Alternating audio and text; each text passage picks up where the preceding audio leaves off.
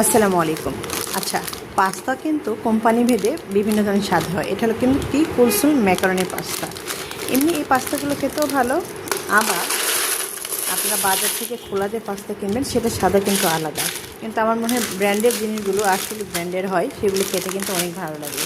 আজকে আমার মাসের বাজার চলে আসছে, লেট হয়ে গেছে। এর মধ্যে খুচরা আমরা কিছু কিনে এতদিন চালাইছি, তো একবারও নিয়ে আসলাম। আর যেহেতু বাচ্চা আছে বাসায়, বাচ্চাও খায় বড়রাও খায়, টিফিনে তো বিভিন্ন আইটেম দিতে হয়, তার মধ্যে পাস্তা একটা। আর সামনে আরও বাজার আছে, সেগুলো প্রসেস করব।